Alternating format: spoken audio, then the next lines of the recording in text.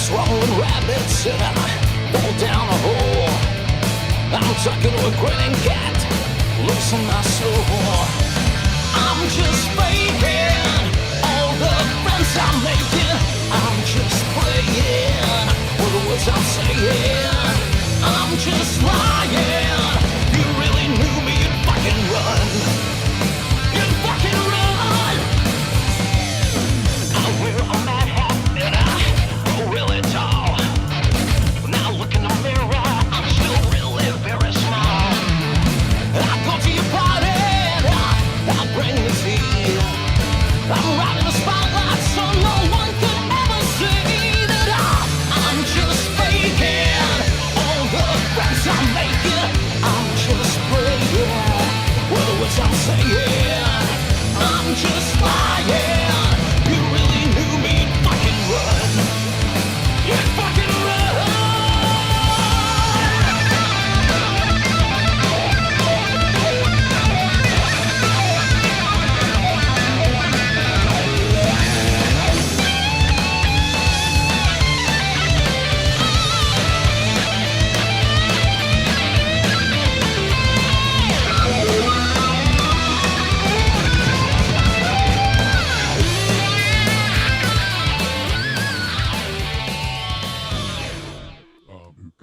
Hello and welcome to the Nonsense Chronicles.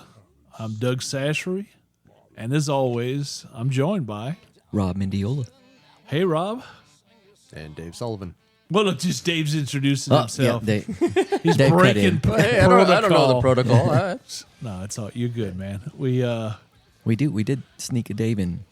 Dave is here today. Dave is here, man. Yeah, Yeah, we did. We've been trying to do this for what, about 2 months? probably longer than that. Yeah. Yeah, Gotta stay in one place to do that, I think. It kind of helps. Oh, when everybody is as busy as everybody is these days, like we were it's talking crazy. about, we're shooting a video this week and said, okay, well, what we need to do is get everybody on the same page. I'm like, I would just be happy we were all in the same fucking library. yeah, Yes. Because everybody is so spread out right Yeah. now, and Yeah, life happens. Yeah, usually we have a few episodes in the bank. We're running on empty. We're having to record to make sure we put them out. That's why you called me and got me French fries on the way here. That's right. Yeah, I gave him the special star treatment. Well, when we don't have anything, usually it's just me and Doug hanging Yeah. out, and we just talk about whatever we want to, Yeah. and kind of freestyle. But when when life gets busy, and then usually that's why we bank a lot. But we've been kind of And busy, then you've been doing traveling and all that stuff, so and we got the holidays getting ready to approach us. So Yeah. we're gonna have to squeeze some in somewhere somehow. But Yeah. we'll do it. We always do. We've never missed a deadline. I don't think so. Nope, And we were early the last one, that's right. day early. So they owe us Right. And so how long y'all been doing this now? since March. March. Yeah. Yeah. We're on 35 or something. I think we might be past that. I don't even maybe know. past anymore. 30. We're in the 30s. Cool. Yeah. Yeah, I'm usually listening to them and they're off and on, but I don't keep track. And my Yeah. wife, we're both bad with numbers. when I it don't comes keep to- track as well. That is why I did, because I'll have to show Rob, because I listen to a lot of podcasts, but a lot of them will do episode number, blah, blah, blah, and it'll be on there. Well, we have never done it. So I would kind of like to do it, but we haven't. But You're saying as we record, saying what it is, or no. On the show notes, well, I mean on the when you list the episode. yeah, I believe it's on the. No, you said that. It might be on the server we're going through, but it doesn't come out on any of the thing. You actually have to put the hashtag number on there. See, That may be true. yeah. Tonight we're going to talk about Dave's band Kissing Judas, but also about a lot of BS. I'm good at both. Yeah, I think you qualify. My daily regimen consists of posting something to at least get 3 reactions from people saying, "What the fuck is wrong with this guy? So, if I don't get that from at least 3 people, I haven't done my job. Yeah, we like to do these. We don't often get enough of them. Yeah, it shows you right here, episode number. The last one was number 35. Oh, but I'm talking about up at the top. No, Like it doesn't, but you just scroll down, and I mean, people are used to scrolling, I don't these days. scroll, man. I'm one click and I'm Everyone done. scrolls. I'm done. You can't not scroll. Facebook, TikTok, X. I have never noticed that though. Everyone scrolls. Yeah. Pornhub, he hits the first video and he's done. He doesn't. He have to So go to where- the second one. You got to scroll. Yeah. What number were we on our last one? 35. Okay. Yeah. All right. Yeah, we might have to do something special for 50 or 100 Yeah. or something like that. Yeah. Yeah, definitely. Definitely for the 100. Yeah. Yeah. If both of us are still alive, we just got. Dave said we can have porn stars or something like that. I think that's what he said. Like my wife would say, you better get Yeah. 6 to carry my casket. Right. But yeah. Oh, so okay. So this is a funny one. We were looking. We were going to do a video shoot for the song Cabaret, and out of nowhere, my singer receives a text from me saying, I'm at a strip club in Houston and talking to the manager that we were going to shoot this video at. And I just sent him a text out of nowhere saying, do you know how hard it is to have a business meeting when you got a chick's asshole staring at you from 3 feet away for 5 minutes straight? Oh my God. And he's like, where the hell are you? And I'm like, locating a location spot for a video shoot here. But yeah, that was That's one different. that got spread around. He's like, That is different. yeah, I'm sitting there working. I wasn't expecting to see something like that come through my phone. It was... Okay, we're going to have to rate this one R. Or not for kids. But Not for yeah. kids. What about well, Dave, tell us a little about Kissing Judas. What's the well, you come out of Colorado. I'm originally from Colorado. I went back to work up there for a couple of years during the whole shutdown stuff, and things were on hiatus for a little while. We ended up letting our first singer go, and then our second singer taking a break for a while, and then I was literally doing a remodel for Dale Rasco, and I ended up seeing one of the guitars on his wall and said, dude, if you ever sell that, let me know, because I would love to buy it from you. And he's like, you've never had an Ibanez 7-string? You were endorsed with them for like 26 years. I'm like, yeah, but I never... They gave me one back in the 1990. I got one. Tried playing it for about 2 weeks, and that 7th string kept screwing me up to the point where it would sound, listen to me, and I'd sound like I didn't, started playing 2 weeks prior. And I couldn't reconcile the fact that, okay, that's just another string, and everything I was playing off because of it. So I sent it back saying, don't waste this craftsmanship and gear on me. And I ended up getting a couple more gems instead, and then turned around, years later regretting I did that. And I just told him, yeah, I'd just like to try it. So called me up when I was in Colorado, said, hey, I've got this other guitar coming in. I think it was a Rusty Cooley model, and if you want this one, it's yours. So called my wife, told her reluctantly that I was buying another guitar, and it was kind of weird because she's like, you're buying what? I haven't seen you in a couple months, and you only see you a couple days every other month right now, and you're buying more guitars? And I'm like, where are you at right now? She's like, I'm just pulling in the driveway. I'm just getting home from work. I'm like, okay, but you're in the driveway? She's like, yeah. I said, well, let me know when you get inside the house. She's like, okay. And then she walks inside. I'm in the house now. I'm like, okay. Now go over by the stairs. She's like, what? I said, go in the kitchen by the stairs, like you're going upstairs. See those 3 switches on the wall? Flick them up and down a few times for me. She's like, okay. I said, what's happening? She's like, the lights are going on and off. I was like, yeah, but every time they go off, they come back on, right? She's like, yeah. I said, okay, as long as the lights are still on, there's no eviction notices, I don't want to hear anything about buying guitar. And yeah, oh God. You're brave. That couch was comfortable for a couple months. So then, she's like, okay, what are you getting? And I told her, she's like, well, how much? And I'm like, don't worry about it. How much? I refused to tell her. Well, not thinking she's smart enough to go on Facebook, messages Dale, and says, well, her Dave's buying this guitar. How much is it? And then she turns around and, I don't know, Cash Apps him the money for the guitar and bought it for me. And I'm like, holy crap, did I tell you about the Ferrari I saw? But that didn't work. So I get back. I literally get home that weekend. I go Dale's, pick it up, come home, sit down. I set up the camera in our rehearsal room, and we got a huge dining room at home that's our rehearsal room. And I hand Corey the guitar, set up the camera. He hands it back to me. I sit down, and we got it all on film. I just start playing a couple things like I've just warming up playing with the guitar, and I don't even play maybe 2 or 3 chords, and Corey comes in on the drums, and we just start jamming to it, and within 5 minutes we had the whole structure for this song. Then I turned around and I was like, man, that was actually pretty cool, and I like it. And he's like, yeah, so do I. And I was like, well, I got to fly back up to Colorado tomorrow, so I'll be back, and when I come back, we'll get in the studio and maybe put that down.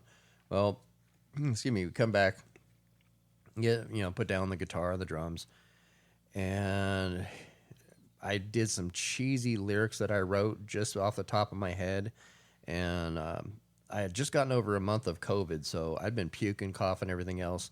My vocals sounded like a cat shitting razor blade sideways, so it really wasn't the best vocal quality, but enough to get the idea down. And when I brought it home and let her listen to it, she's like, oh my God, that sounds so 80s.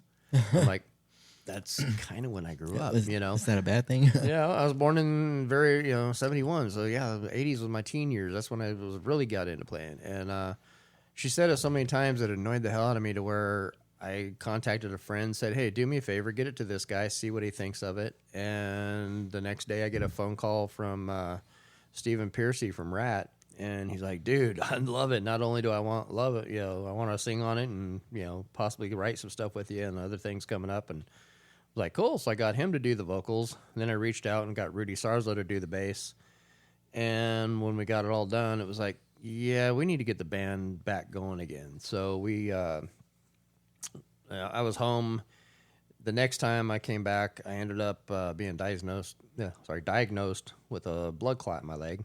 And that kind of grounded me for a couple weeks. And I was supposed to be off work for like 6 weeks, but 6 months or whatever is what the doc said. But I was back to work in like 2.5 weeks. But my wife went on a podcast for a fellow musician here in town that was doing them for a little while, and tons of people tuned in because she's like the social butterfly of the group. Everybody, likes her a lot. I'm just kind of like the guy that they say, hey, Dave, But she went on there, and Brett was listening to it, and Brett Gyrick, he's our vocalist now, and he was like, oh, you guys need a singer? I love you guys. I'd love to try out. So while she's talking, I'm messaging him, and then we set up a thing. He came over and knocked it out of the park, and we all looked at each other when we were playing. It was like, man, this is it. This is the voice that I imagined in my head when we were writing this stuff. Cool. And so I went back up, and every time I'd come back down, we'd go in the studio, throw down the vocal tracks, throw down a couple more songs. Took a little while, took forever to find a bass player in this town because this town is oversaturated with tribute and cover bands, and every bass player I know plays in 6 bands. Yeah, and I'm like, just make room for one more, and nobody really had the time. And I ended up getting a call from the gentleman who does the food at a lot of the shows. And he also owned a Mexican restaurant, and he's like, man, my son would be like great for you guys. He's 18, and I was like, well, that's fine with me. I've never been against anybody of any age, because when I was that age, I was playing like with major rock stars and doing stuff. So I was never intimidated by that. And at the same time, I don't, I believe in bringing in people because it all makes everybody better. And so he comes in, and I gave him the songs, and my biggest thing was I want you to learn the bass lines of a couple songs the way that Matt Vu had written them, because with the tapping, harmonics, and all that stuff, like on Not Today, you guys have ever heard that one several times, it's very atmospherical where it brings you into the mood of the song, but if you're just playing a root, boom, boom, boom, boom, boom, bass note, it loses it. So I wanted to learn what Matt did. And plus, I had also gotten not only Rudy Sarzo on there, and he's playing like an awesome bass solo. I got Billy Sheehan on a couple songs. And I wanted this kid to come in and learn the way this stuff was played. He came in, and he had it down. And, there's a couple things we had to work on a little bit to get him really, really tight. But he had the overall thing a little bit shy. But we're looking, and Corey and I are giving each other the eye the whole time. And we're, Corey's nodding his head and smiling. My wife's sitting down, facing with her back to me, and Brett is, in his spot. But Corey and I were the ones back and forth, like shaking our head and giving the little gestures. So Morgan, Chris's father, and Brett go outside to smoke. Excuse me. And I turned to Chris. I was like, so what do? Do you go to school? You go to work? What? He's like, oh, my parents own a Mexican restaurant, so it allows me the freedom to, take time off if I need it, or if I need to work, I work. I was like, cool. And we just talked for a couple seconds, and then everybody comes back in, and I look over at Corey again, and Corey just kind of smiles and nods his head. And I just gave him this look, and Corey immediately just like put his head down and shook it like, oh, shoot. I said, so, Chris, excuse me, I said, we know you could play. That's not an issue, but two very important things before we go any further here. And he's like, yeah, what's that? And I was like, one, salsa, hot or cold.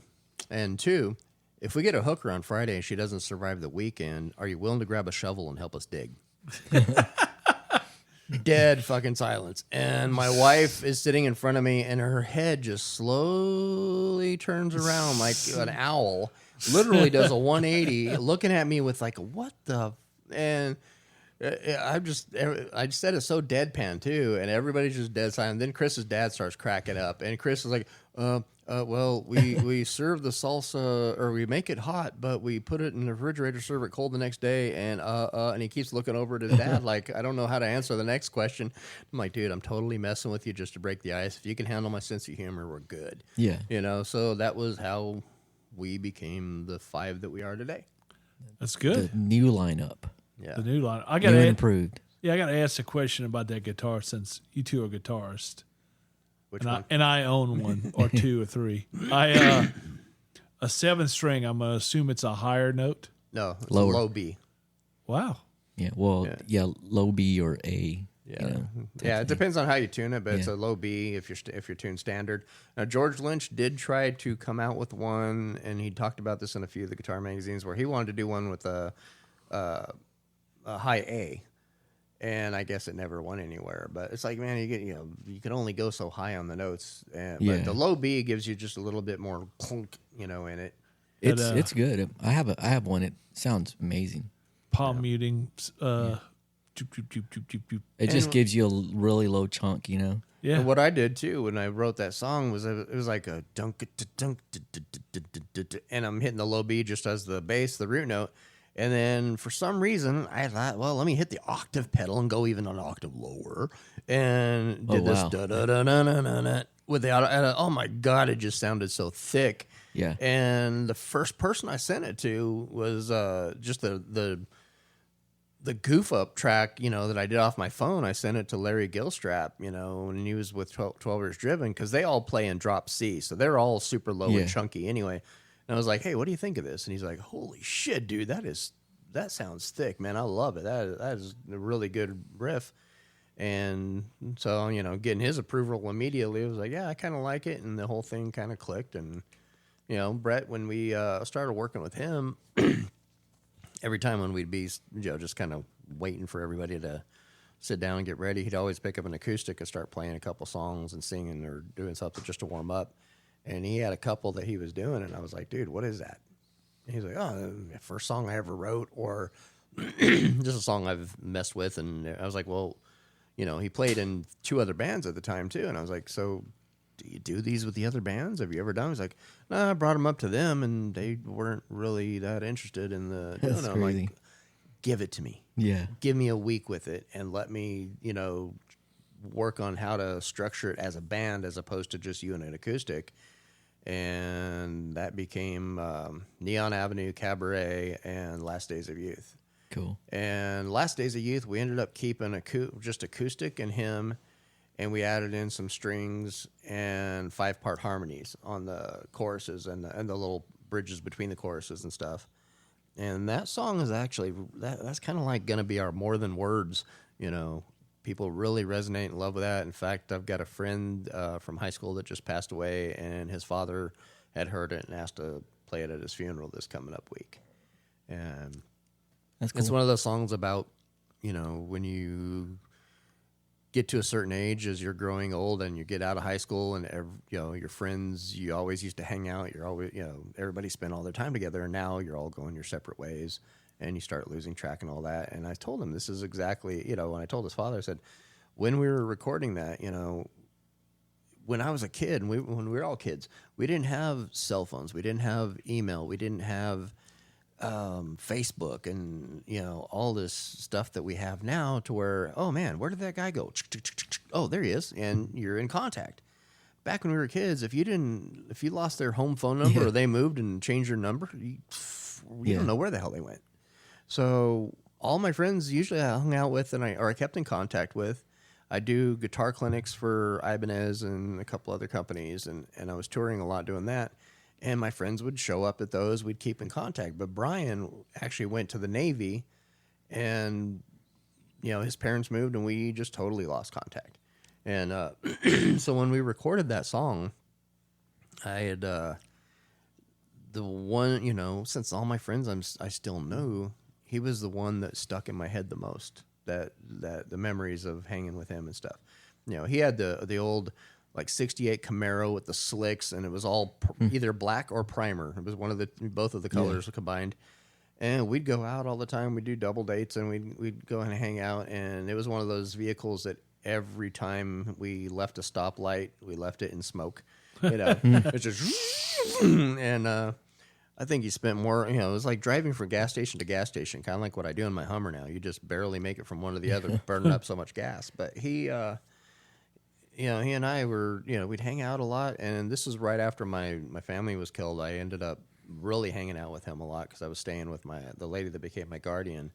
And we just, it was like, somebody mentioned this the other day, because I said it was like hanging out with Fonzie. And he was like, and I said I felt kind of like Richie Cunningham. And he was like, no, you're more like Chachi, because you had a bit of coolness to you, too.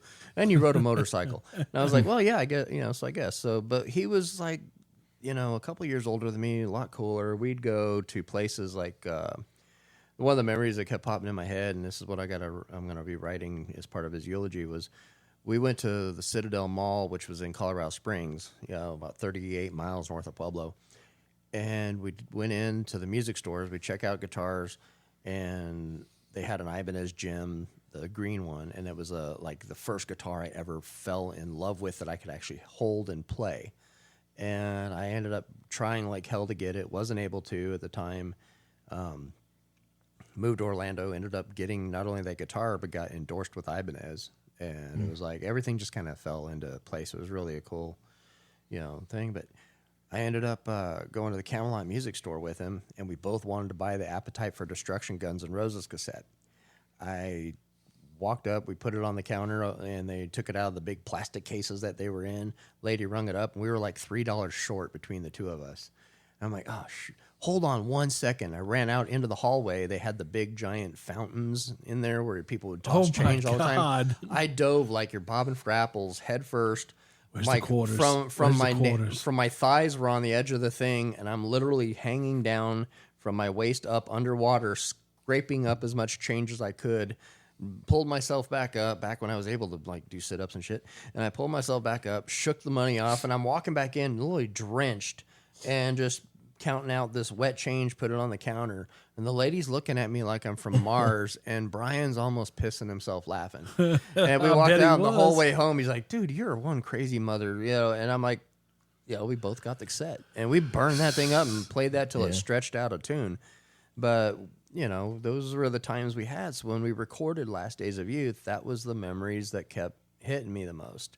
And when I explained, told that to Brian's father, he was very touched. And he's like, oh, my God, that's just a great story. And, Brian talked about you a lot and all that, because we just reconnected back in, I think, January. I was back in Colorado, and I finally got a hold of somebody who knew somebody to get a hold of his sister to get him to call me. And we finally got in touch. And because his sister owned a tattoo shop, but it's been closed down and, all that because of COVID every time I went there. So finally got back in touch with him and told him what was going on with the band. And he was like super jacked and impressed. And, oh, my God, you're doing this with these people and these guys we grew up watching on MTV. And he was all freaked out about it. And every time I'd send him a rough mix or like a final mix of the song, he'd call everybody on the construction site he worked at over to his truck. They'd all listen to it, and he'd send me reviews on the phone. Everybody was loving the stuff. And when the CD came out, I told him, we got the CD and the vinyl out, and he ordered 5 copies. Wow. And was like, dude, I want to give this to like some friends and stuff like that. I was like, well, here you go, man. That was kind of like a surprise, but it,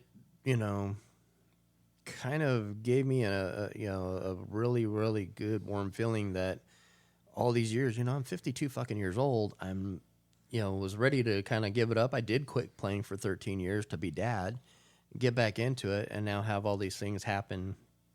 It's one of those, don't ever give up. Don't ever not do it thinking, oh, I'm too old now. It's a young guy's game. You got to do this. You got to do that. It's not like the old days where we could all jump in a van, go on the road, and live off of gas station hot dogs, which is kind of what we do anyway. But, we all have homes and jobs and cars and families and stuff like that. But still, put something out, and to have the kind of reviews we've got, the friends' reactions, stuff like that, that makes it all worth it. I may never be a millionaire. I may never own a Lamborghini other than a Hot Wheels car. And I'm good with that. It's all overrated. I get to play on stage, look over, see my wife up there singing the lyrics that she wrote and the stuff that, Brett has brought into the band. I look behind me, see my my drummer is my son. I quit playing when he was a baby in order to be dad because I was missing everything. And, there's cool stories about all that crap too, but I can go on and on forever. So I'll let you guys talk for a second. I would say no. That is great, and especially what you did on this album, be able to work with people you idolized growing up. I think that I've told the story a million times, and that I just think that's fantastic. That is something very few of us could check off on our list. That hey, Yeah, no doubt. yeah, I think I've told that story to everybody that I've talked about that album. Yeah. Well, what flipped me out, I was when I got Steven and he was into it, and I was like, holy shit, and that will, that kind of, star and people on there, that got Rudy involved. Rudy plays a bass solo on the song that I've never heard Rudy play like that before. Rudy has been he is the most iconic bass player from the 80s. First time we all saw him, he was playing and touring with Ozzy during the Blizzard of Oz and Diary of a Madman tours. That, between that and, I'm sorry, but actually before that, we saw him in the Come On Feel the Noise video with Quiet Riot. Mm-hmm. He was playing with Quiet Riot. Then he went on playing with Ozzy on those tours.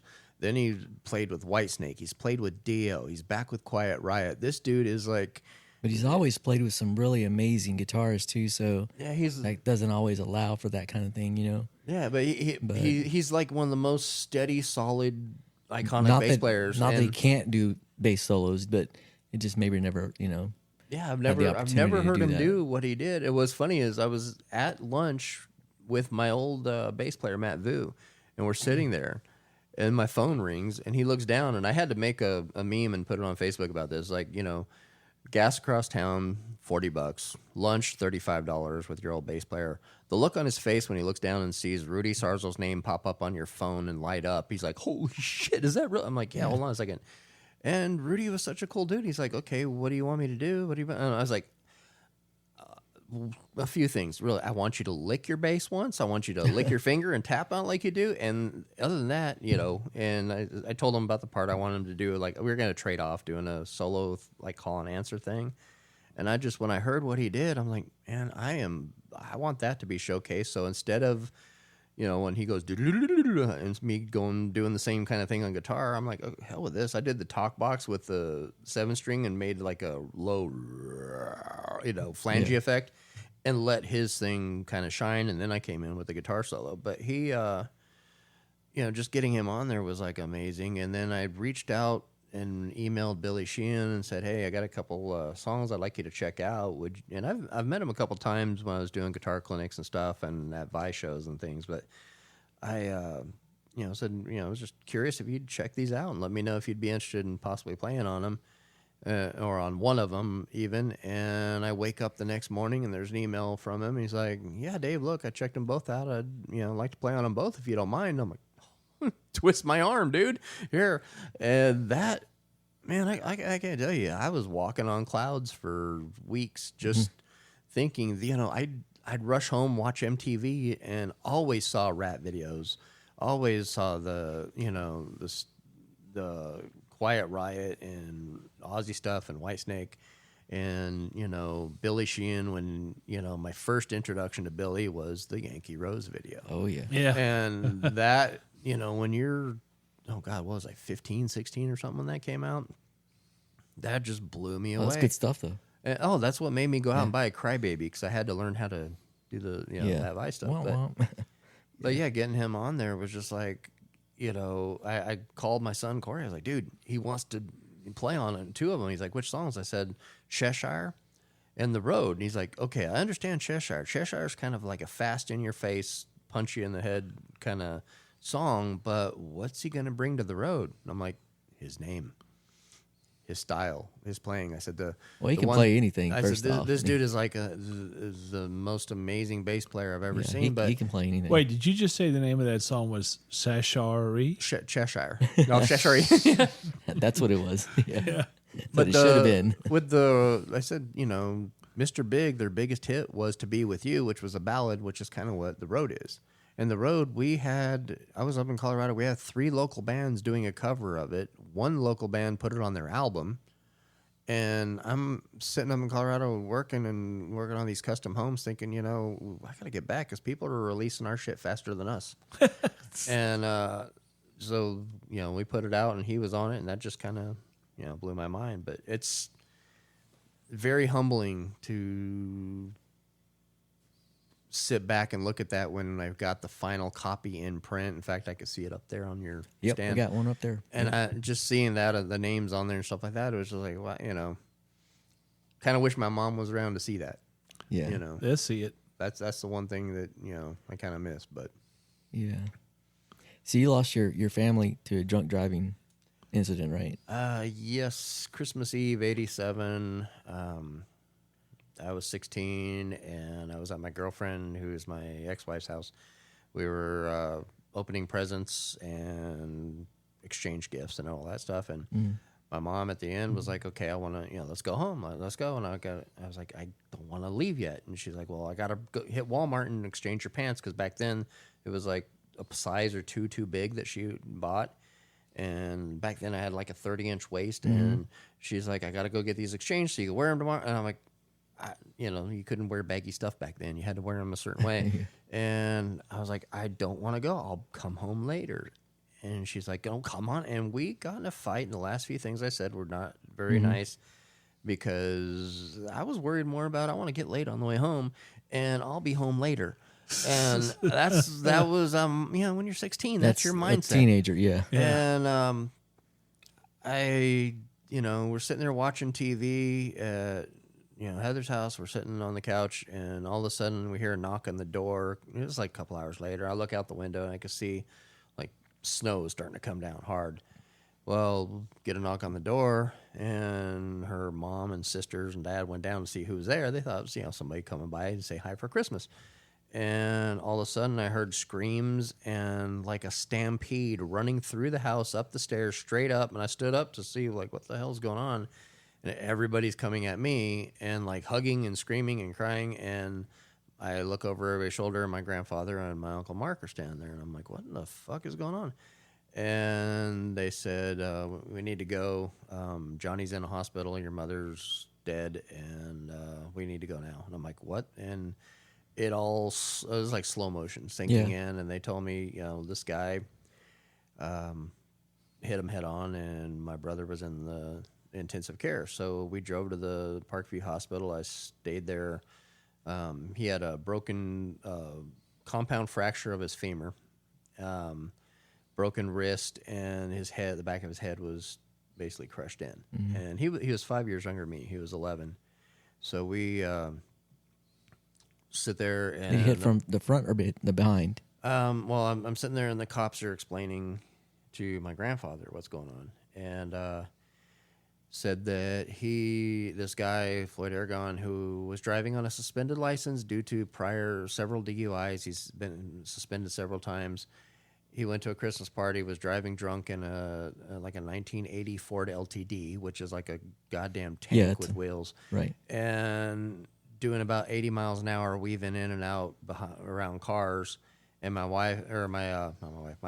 mom and brother were in a little Ford Fiesta, which is like a Oh, Pepsi yeah. can with wheels, Right. and hit them head on doing 80 miles an Oh, hour. wow. He lost control, went over the thing, and hit them head on. It caused them to flip 3.5 times head over Okay. heels Jesus. and land on the hood. My mom was killed instantly because her face went through the shield. Mm-hmm. The steering wheel actually broke, and the column went and impaled her. Right. My brother spent the night in the hospital, and I spent the night there too. And the next morning, when everybody's running down hallways to see what's under the tree, I was in a office in the ICU, ward, signing my brother's organs away, and he was pronounced brain dead. And so that kind of, I was 16 years old and on my own. Yeah, that and sucks, I ended man. up moving in with my mom's best friend, who was the manager of the apartments that we lived at, and she became my guardian. And then in my 17th birthday, I got out of town because I'd been to like 18 funerals within 2 years, and I Wow. was like, I need to get the fuck out of here. Yeah. So I moved 17th birthday down to Orlando, got into started playing, got my GED. By yourself. No, Heather and I, my Oh, okay. girlfriend. I got She you. was 2 years older, and so we moved down there. I got a job, started playing, started doing session work. Got my first endorsement at 21, and kind of took it from there. Wow, that's impressive, man. Yep. That's why we hate drunk drivers. That's right. Don't drink and drive, people. For God's It's not, sakes, no. Especially It's just this, not worth it, man. Just any time all of year, around. but this time of year, if you're going to go and have fun, call somebody. no, it's so I- easy. I tell my friends every year, like around New Year's, if I'm home, Yeah. which I usually try and be smart and be home, and I tell them, hey, call me. I don't give a damn what hour. I'll come and pick you up, and then we'll go and get your car tomorrow. Yeah. Because it's just not worth it. It's not worth your Yeah. life, but usually you know how it is. The drunk always survives, and it's And, I think that's why I kind of hate staying at some of these, we go out venues all the time, right? But the later you stay, the more you see people kind of, you're like, man, these people shouldn't be getting out and No. driving. But they do, they do. yeah. And it makes you, it freaks you out, in your head, you know these people shouldn't be driving and they're going to drive. Yeah, that's And why- it really kind of agitates you and makes you just uncomfortable. But I think that's why I don't like staying, Well, that's why I closing t- places down anymore. That's why I tell my kids, always, and my dad, sold insurance. It's defensive driving. It's because, well, that guy might be in the wrong if he runs the red light at 70 miles per hour, but what difference does it make if you're dead, So, Right. No, it's not worth it on any level. no, not at all. Well, see, I've had people, I don't know how to explain it without being a prick. When I bought the Hummer, I had a Toyota 4Runner before that. I had a trailer, and I put 2 pallets of tile for a construction job we're at in it, and I was driving down the road, went to stop at a stoplight. The weight of the tile pushed the 4Runner right through the Right. stoplight. I'm like, no, I need something that's not only strong enough to pull and do all this stuff and also pull our gear when we're doing stuff, but big enough and heavy enough to stop. Yeah. And also big enough that I'm not as worried and scared driving after gigs Right. as I would be if I'm in a small, we got a small convertible. If I'm driving that, that's not a fun thing because, Yeah. You're You're toasting worried. that. Yeah. With the Hummer, I feel a little bit, but people are like, oh man, you're just trying to show off. You're trying to, Especially in Texas when fuck that. everybody I need drives something big big, trucks. strong, and something Yeah. unless a semi hits me, I feel a lot safer driving Yeah. that than I do something else. Now, transmission problems, I don't even want to talk about that shit. Yeah. But it's not, to me, it's not a status thing. It's something I want to drive, have room, feel safe. And I got to tell you, even though I got a Hummer, okay, two of our, biggest fans and smallest friends are Taylor and Kelsey. And when Kelsey was here, I used to pick them up, and they'd come to shows, and I'd go drop them off when they needed rides. And these two girls are dwarfs, and they're like 2.5, 3 feet tall. Yeah. It was, right. They let me open the door for them, but they are like, I got it. And they will not let you lift them up or help them. And they climb in that thing like it's a jungle gym. It's like, Yeah. that's impressive. It's not like a small car. This thing's it's twice as high as them, just the bottom of the seat. So, Kelsey has moved away, but we still give Taylor rides every now and then. And she still does that. She's still like, yep, I'm going to do that. And, Yeah, I got to see her at a show last night, and it was great. I'm laying on the couch watching The Walking Dead while the bands are doing sound checks and stuff, and she just comes up and lays across me and, hey, Papa Dave, and Yeah. so she, Yeah, y'all sounded really good last night. Oh, thank you. Very good. Thank you. We hadn't been to Acadia with this new lineup. We've, Oh, really? we've been doing pretty That's surprising. limited on what we're doing in our shows and stuff because we're trying to get stuff going on out of state and out of town. So are you doing the video, the music video? We're going to be doing a few. Okay. So that is in the works. we won the auction last night. We were doing a benefit for a friend of ours that he was raising money, so we were there, and they had an auction for somebody doing a music video. So we won that, and I was like, oh, hey, cool. Well, there's another one, and then we've got a full film crew that's going to be doing a few others for us. That my son was doing a lot of films in high school. He was in band, and he was also in, what do you call it, the drama department. Yeah. They did like student films and stuff, and he and some friends did one, and I did all the camera work while they filmed everything, and they did a couple shots that we edited in that they did at school, but it got the biggest reaction and round of applause and everything else. And it was and one kid got grounded for being in it.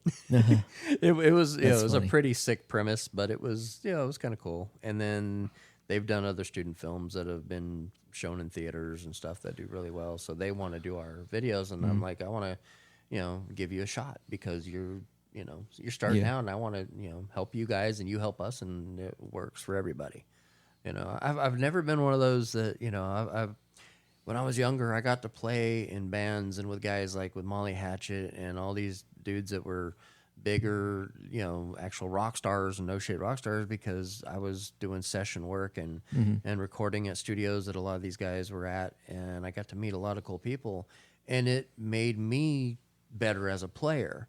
Whereas that's why I'm like, I'll pull in somebody, when I put bands together and stuff, I had 3 rules. One was everybody play your instrument, you play it well. I don't care if you're, intermediate, beginning, like that. As long as I'm not having to, okay, put your finger here, this one here, and this one here, that's a D chord. No, I don't want, that, because it's too much of a trouble. But, as long as you play your instrument, you play it well, we're good. 2, everybody get along. You're going to be on the road. You're going to be, that's a rehearsal. must. You're living together when you're tour. You have to, you can't have clashing personalities and people that are dicks, which we've had in the past. It's a 3-way, 4-way, 5-way marriage, basically. Yeah. It's got to work.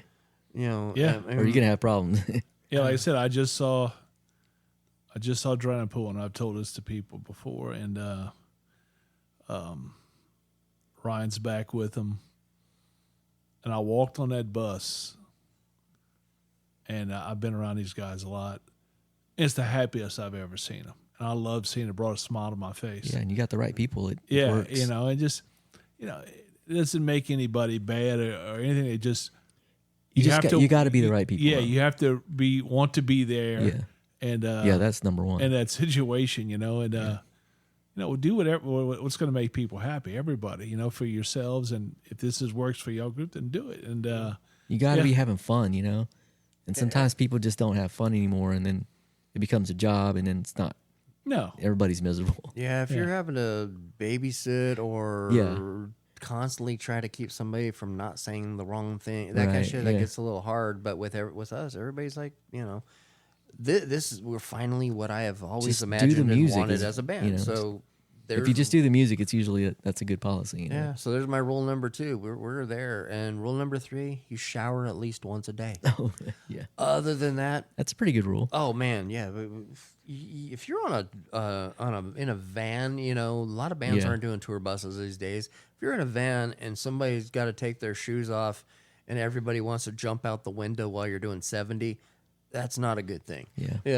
We've had those days. Yeah. And so I was, jokingly, shower once a day. Other than that, hygiene's we're good. important everywhere. Yeah, we had a request from a band we're working with for T-shirts, and I guess they thought, nobody told me it was to wear. I thought it was something they were just hanging up in the background or whatever.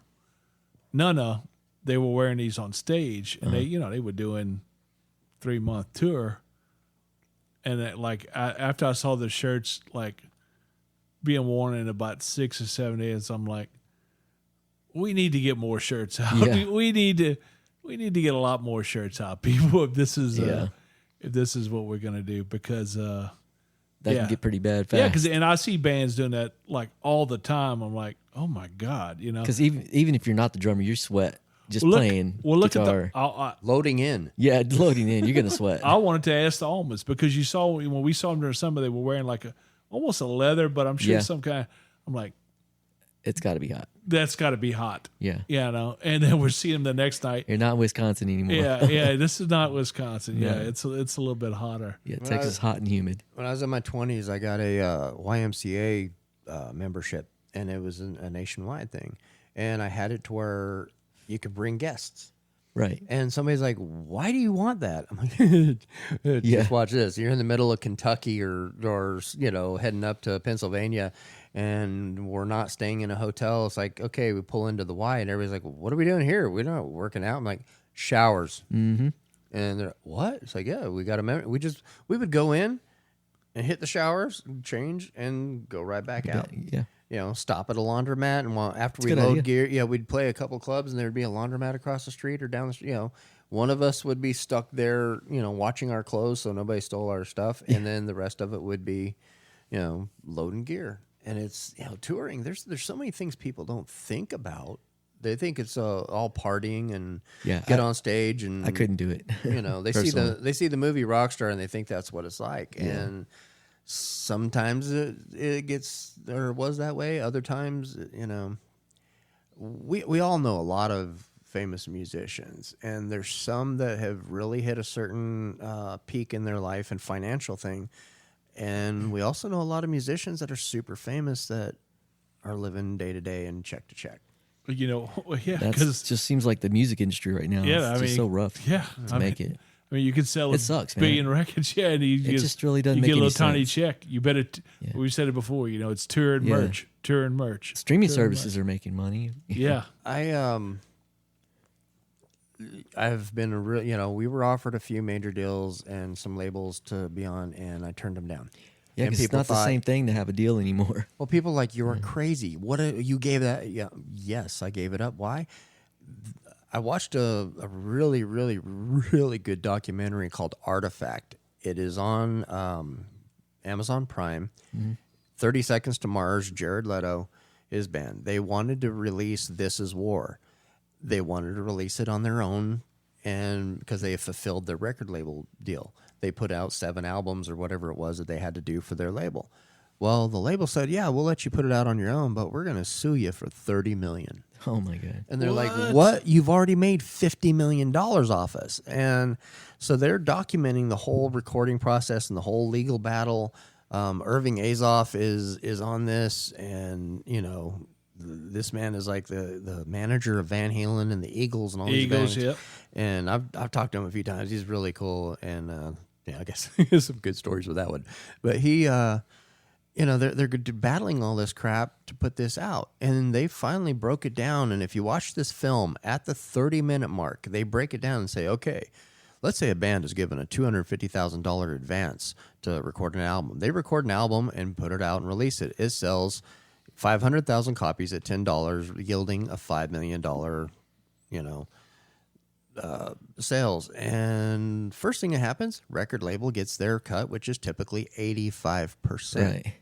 Band is left with 750,000. Out of that, they take the initial 250 that they gave them, plus they take the recording costs, the half of the video, half the promotion, half of this, half of that, touring, and they are left $425,000 negative in the hole, Yeah, owing the they label owe money after selling 500,000 copies. Right. Oh wait, what was that on? It's a movie called Artifact with it's on Amazon Jared Leto? Prime. Yeah, Jared Leto. I've heard that same scenario before. I've got that clip. Yeah. I'll actually send it to you in Messenger later. Oh, But I'm gonna watch it. Yeah. and then they go on to talk about and there's guys, the singer from what the hell's the name of the band? The Wake Up, why don't you put a little makeup? Yeah, Whatever that band. I can't even think of it right now. He's on System there. of the Down. Oh yeah, thank you. So these guys are all on there, and they're all telling how the record labels what they do. And they said, okay. And here's another thing. albums, and I went through this. We had a ton of CDs and vinyl made. It cost a fortune. And then not only do they make the amount you order, but they also make 10% more to cover breakage and all that stuff. Yeah. And you get charged for those. And then record labels will give out a big chunk. And you're still charged for it, even though they're giving them away. I'm like, okay, so I've given a few here and there to some friends. But they literally charge you for that. And they said, but what's funny is even on digital downloads and digital sales, they still charge you for the packaging. Oh, Even that though doesn't there make is any no sense. packaging. You're getting charged. The labels charge you Yeah. for this. And it's like, by the time you're done, you put in an album, you're famous, you're touring the world, you're doing all this great stuff. People see you on stage. You got, 85,000 screaming fans out there that you're body surfing on. At the end of the day, you're $1 million in the hole. Yeah. Yeah. And you're living off of T-shirt sales. You're living off of what you can sell physical in your hand merchandise.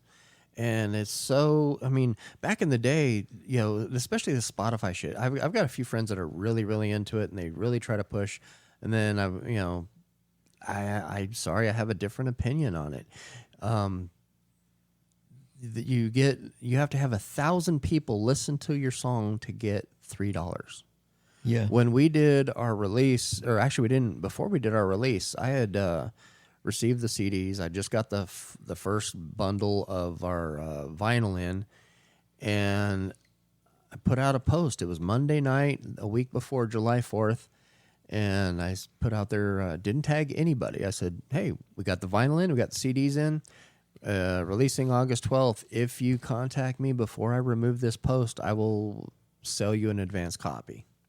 CDs are 12, vinyls 32. At 11, that was 11:30 p.m. on a Monday night. 11:36 p.m. I removed the post. Within 5 minutes, sold $1,100 worth of CD and vinyl.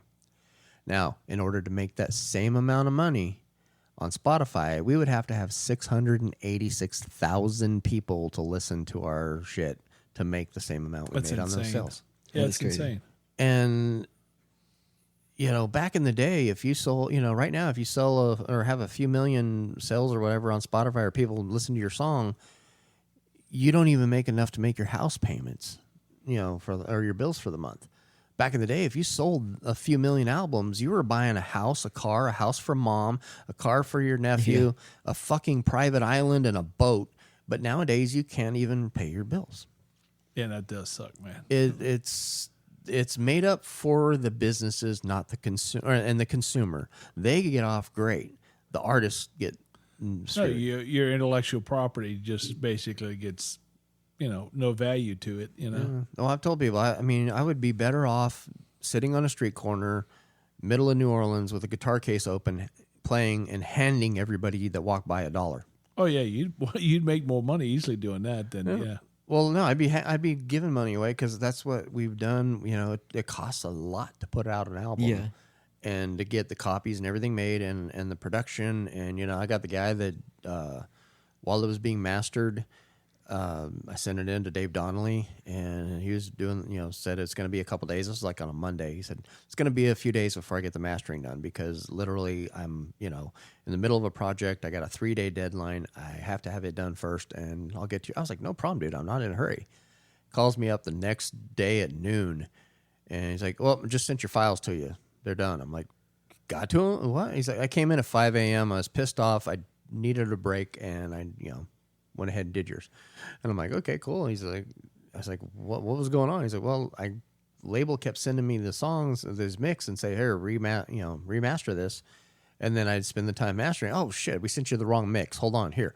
And they did that to him over and over. He's like, I just needed a break. I was, about ready to explode. I'm like, cool. What were you working on? He's like, Aerosmith's 50th anniversary box set. I'm like, holy shit. That was a total Wayne's World We're Not Worthy moment. And I'm like, damn, okay. Because this guy, he mastered that. He also did mastered the sound for the movie Forrest Gump, Almost Famous. He's done Motley Crue's albums. He's done, all the newer ones. He's done Aerosmith, Pumped, Permanent Vacation, and all their stuff since then. So sound quality is there. It's really good. But, people don't realize you spend a fortune to put this out, and then everybody wants to hear it for free on Spotify. And Yeah. I'm like, man, Well, that, I mean, they count on the subscriptions, that people usually. Well, I guess some people pay, but yeah, I guess you can listen to it for free, right? oh yeah, I've been Yeah. I've been a smartass lately because they keep putting ads on Facebook for Spotify to sell advertising, and I keep commenting on them saying, "So do I get 1,000 ads for $3?" Yeah, he's flipping it. Yeah, I've been deleted on there several times. I just keep putting it on. I'm waiting to be blocked, Yeah, but that know, could like I happen. like I said, I go out of my way to be an asshole sometimes. So But it's a good argument, anyways. Oh, I think it is. Like, yeah. It's definitely a good argument. But yeah, but they're the ones with the money and with all It's the. kind of like with the Live control. Nation until there's a Yeah. revolt. well, what I didn't like is hearing about the CEO making billions of dollars, and then when the artists say, "Hey, we should be compensated more for our product that you're basically giving away," you're being greedy. Well, yeah. Unfortunately, they can't It's do like- an artist strike like they do the workers that Yeah. the auto workers and all that. Well, a lot of people just removed it and took their stuff off there. I'm not even going to put it on. I mean, it's like, okay, but you get a lot of exposure. You get a lot of people that hear your stuff. I'm like, But I think I read one time there's like, I don't remember correctly, but there's like 12 million singles uploaded every day to Spotify. Jesus. it's like it's 100,000 songs a day or something like that, that or being podcast put and- out yeah. on Everything. different things, and it's like you're fighting for a table scrap. Yeah, So you if have even to have that. something. You have to have something good, a product that's good, a song that's good. You have to have a presence nowadays. You have to get it into the right hands It's of not somebody. even that it's good. It's just a presence. Yeah. You have to have a good presence, and getting people's attention somehow. Because music is. You hear some of the music nowadays that people go nuts for, and you're like, Well, I Okay. ended up That's starting. different. YouTube. yeah, Yeah, I started my own label called OFBU Productions, and if you see the 7-string universe that I've got, has OFBU painted on it on the front, and then when I flip it over on the back, it says "Old, Fat, Bald, and Ugly." My wife's like, "Oh my God, why do you say that about yourself? Why do you do this?" I'm like, "Look, I am old. I'm 52 years old. I am overweight. I'm not exactly 120 pounds anymore." I am bald because, my hair decided to jump ship, and I don't look like I did when I was 19. People are assholes and they're cruel. They will make fun of every little thing out there. But if I say it before they do, I take away their power and beat them to the punchline and fuck them. You diffused it. yeah, I'm like, diffused what are you going to say about me that I don't already know and say about myself? yeah, and Yeah. but can you play guitar? That's right. Yeah, I'm okay. No, I'm talking about people who giving you shit. Oh, yeah. That's right. Like, can you play guitar? Yeah, Dave can play some guitar. yeah, Yeah, So, I know my way around a little. it's cool. It's cool to have that kind of power. Well, Rob, you were basically in a coma for quite a while medically and Yep, on I a definitely ventilator. was. And thank God. I mean, I remember at the benefit that they had for you. I was in the back talking to Spring on a picnic table, and I think it was the first time I actually sat and talked to her. Yeah, And that was how we started our friendship and stuff like that. And then you pulled through, and everybody's been thankful. So what's it like playing again and picking up a guitar? And it's still challenging. My hand doesn't work like it used to. Neither one of them do, but it's been challenging, but it's been fun. I still enjoy it. It's still like one of the greatest things you can do. don't know. Every time I see because you're on oxygen, you got Still the have tube. oxygen. Every time I see the tube, I'm like, that is the smallest talk box tube I've seen. Yeah, I wish it was that cool, But it's not. But no, just being able to just be around everybody.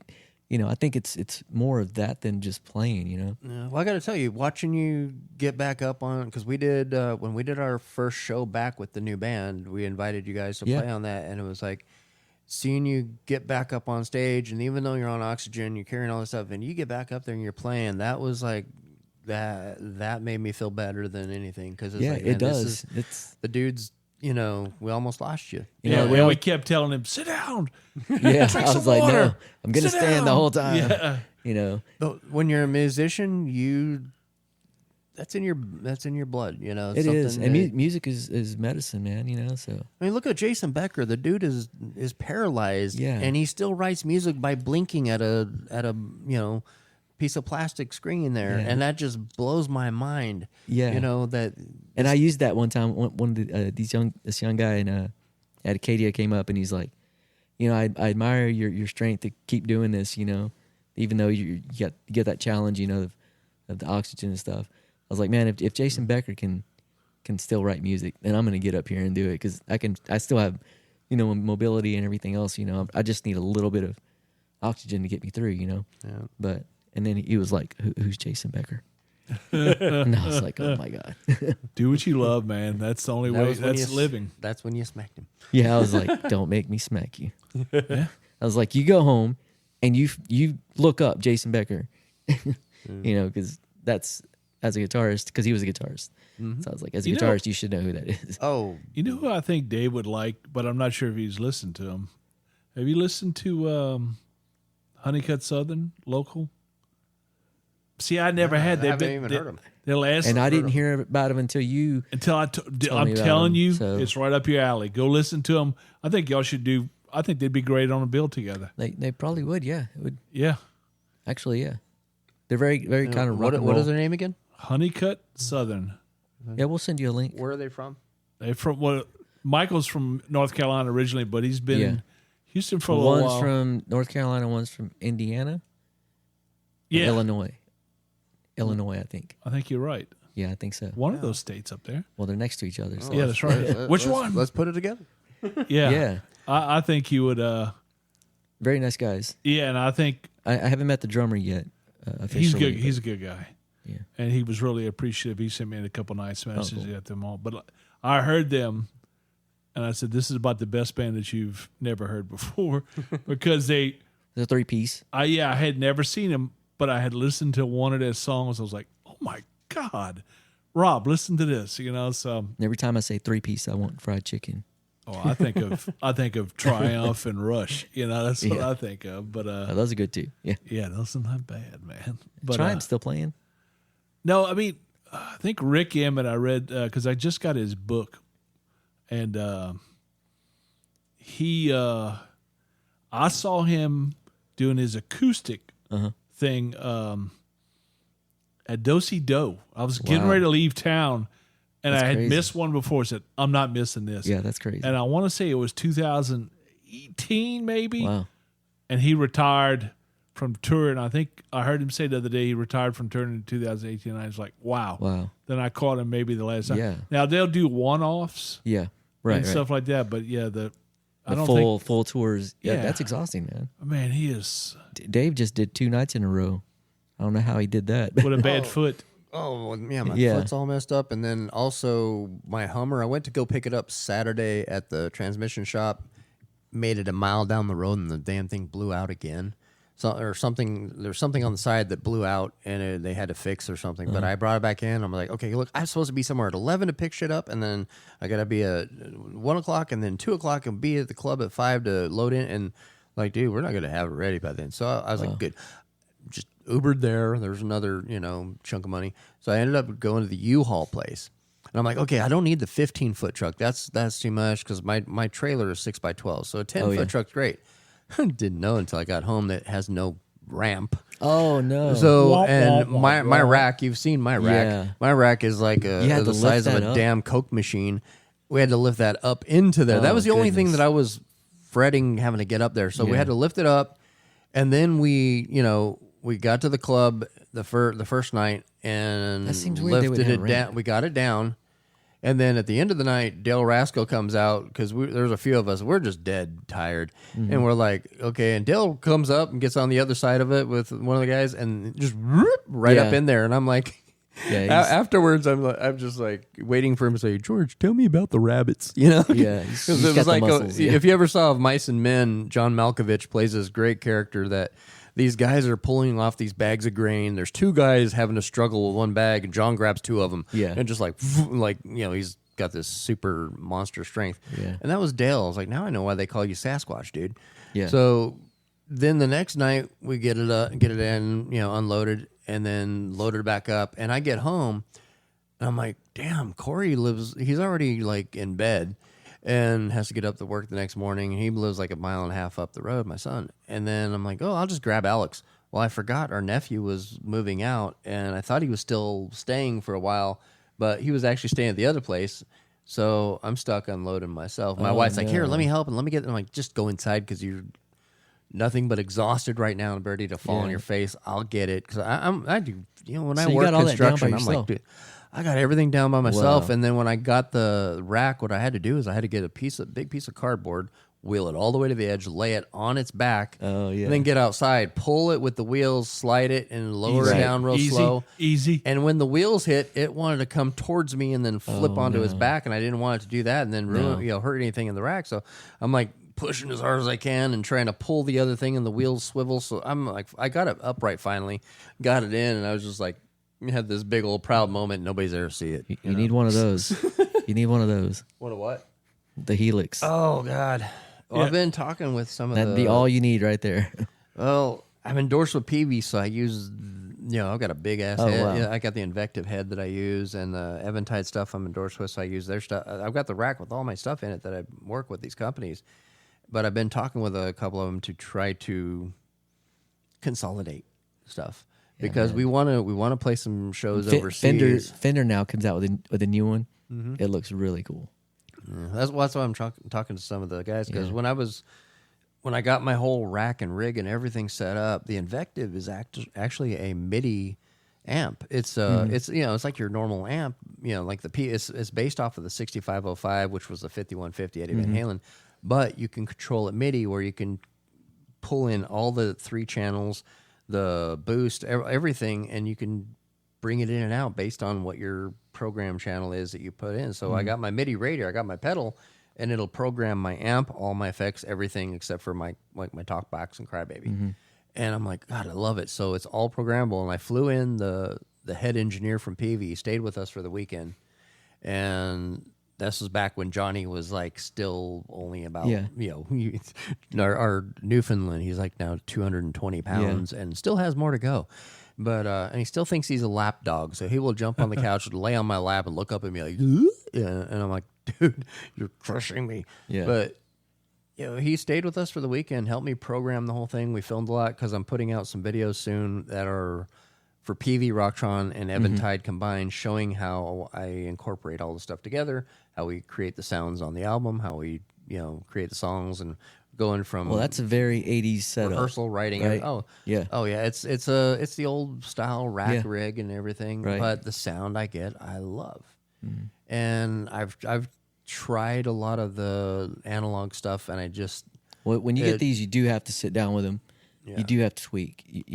You're not going to get that sound. Yeah. Well, that's why I'm working on talking with some of the guys in PV. Is like, look, I would love to design a smaller version of something that we can put everything into a pedal board because going overseas, we've been asked a few times about doing some shows over in Europe and also in Japan.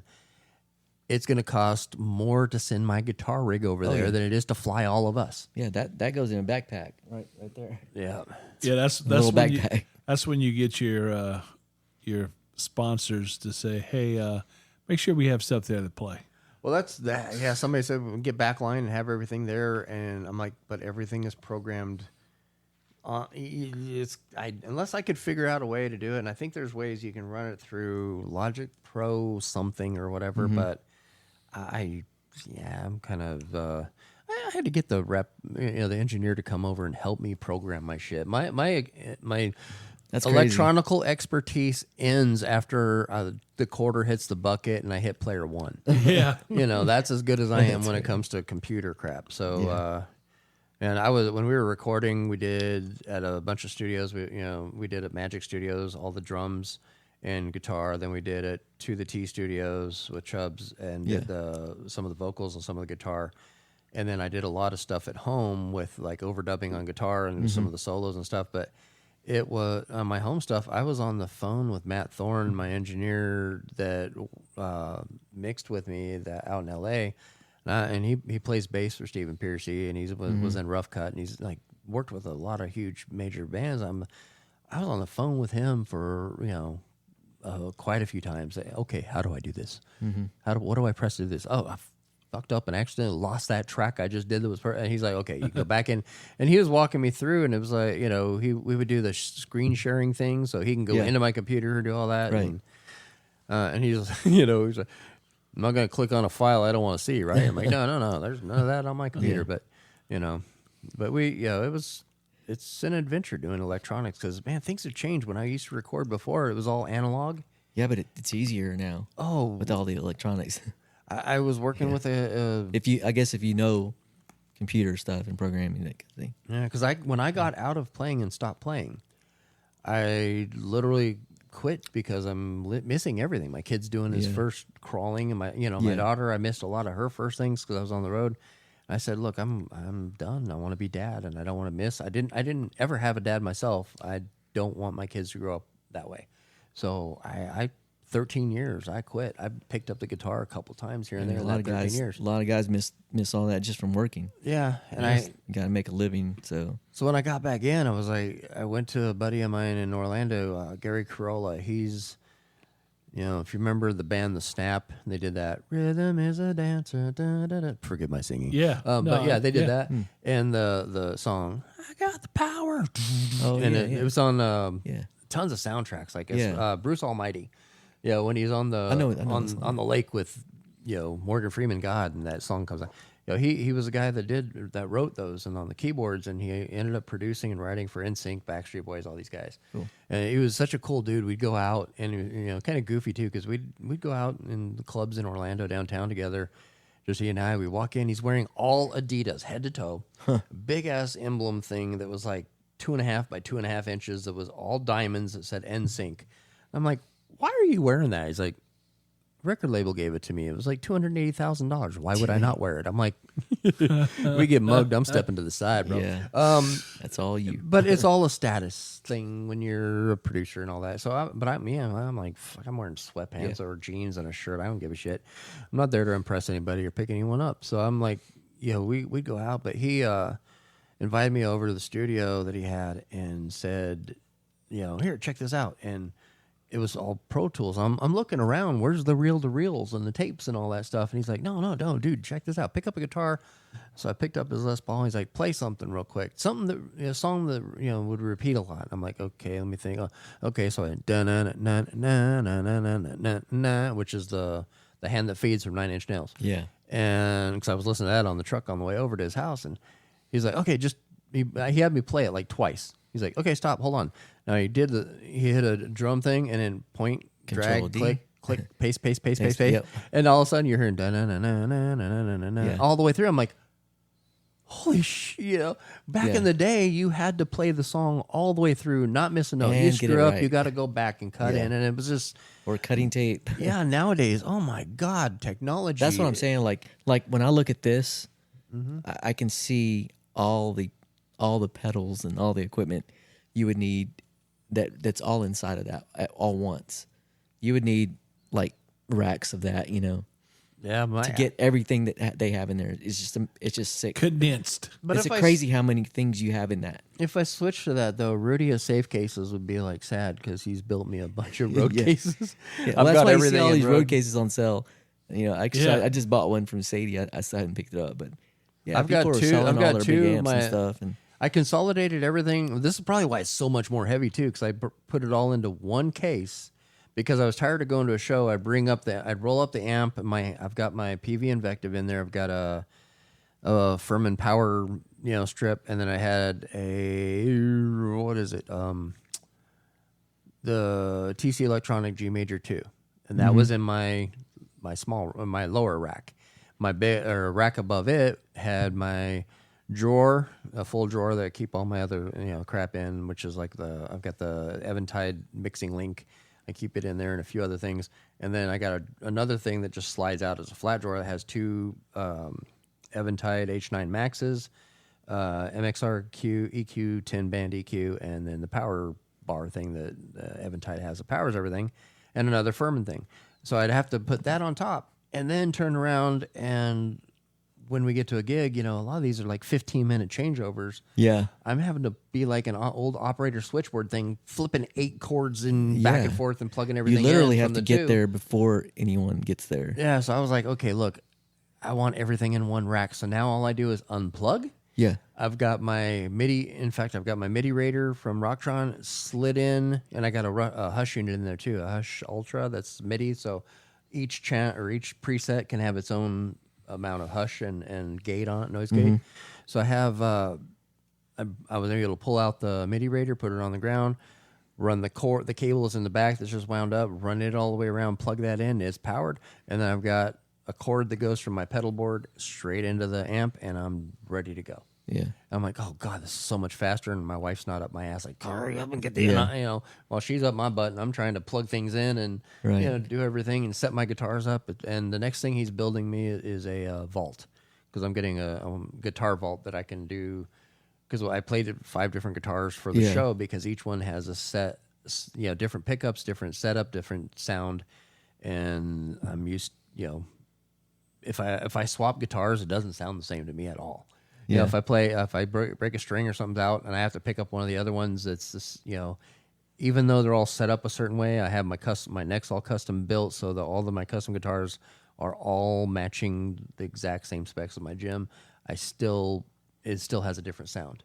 So I end up playing the guitars, but I'm having a vault done. So instead of having to bring all those cases, unpack them, unload them, put them all up on the thing and on the rack, they each have their own. Yeah, you got a lot of gear. Wireless transmit. Yeah, we're like a touring band. Yeah. That, when we're You playing need an small 18 wheeler, clubs, man. Yeah, he does. But we, I've got it all. I get where angry when I it's- got to where take it's 2 easier. guitars. I'm like, damn it. 2 guitars. Yesterday was our fastest. That's ridiculous. Yesterday was our fastest setup and tear down and all that. We always get there early and try to backline the gear so it's in Yeah, that's what I'm each talking one's in about. front. That makes better sense if you can do that. Makes it a lot easier. Yeah. And I love the sound and what we do. And some people are like, well, when you're playing, dude, you're not like all over the stage. You kind of you look serious, like you're really concentrating on what you're doing and all that. I'm like, dude, I have 28 presets for 11 songs. Yeah, that's what they don't understand is like I'm using all these buttons as I'm playing and I have to switch between the buttons, my Crybaby, the volume pedal, whatever I'm doing, the detune pedal that goes an octave down, and all these little things. And then I've got an Eventide H9 Max on my pedal board as well. So, and it goes to the mixing link. So my microphone goes into the mixing link and then out to the board. And then it's an effects loop in and out that brings H9 Max in. So on the song Cheshire, at the beginning, you get that laugh that I did that was like, and it's a fifth lower vocally. And then during the break, right after the guitar solo, there's a part where I say, I'm hookah high, straddling the wall, I'm insane, doesn't bother me at all. And it's a fifth lower too. So I hit that little pedal and it brings that Eventide into my vocals. What people don't realize is like when you see a big show and people running back and forth, the guitarist has a tech on the side who's doing all the effects. There's a guy switching everything for him and has it all down. I don't have a tech. Yeah. We can't. You can't afford one though. I mean, the closest I get to a tech is there's a dude that we all love here in town, Clinton Shorter. Mm-hmm. He just opened for Brad Williams this last weekend. Did 2 shows opening. I think you guys were there, or somebody was there that showed me. God, I can't remember. Somebody showed me they got pictures with him. I don't think I was there. Oh, Brian Lambert. He and his girlfriend Dawn were there, and they got pictures with him. But Clinton, he's a dwarf as well. And for the Christmas show, for Frankie Aluda's Christmas show, we always did at Doc's. They're doing it at BFE now, and he used to dress as an elf. He had an elf costume. He'd come and we'd set him up on the bar, so he'd be elf on the shelf, and people would pay him $5 to take a picture. We did that, and I always helped him make a little money and stuff like that. But that's a good deal. I had him as my guitar tech last year, and he showed up. He's like, dude, my elf costume got ruined, but I got this. He wore a Santa costume. So I had a little, 3-foot Santa handing me my guitars in between each songs, but that works. I would love to have a tech that would know to change and all the sounds I When want. when to boost and all that. All I need is my Crybaby up there, and I'd be good. Because man, when I was younger, I was running all over the stage. I got videos of me running around the stage, flipping the guitar and swinging it over my shoulder. I still do that, but my wife freaks the hell out when I do. 'Cause she's like, "You're gonna break it." And I'm not.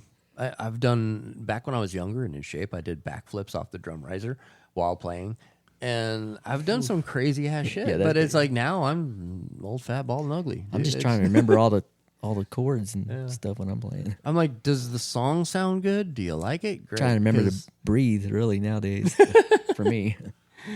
yeah, you got a little tag on your pedal board. Inhale, Yeah, exhale. breathe. Why- Because I forget to breathe actually.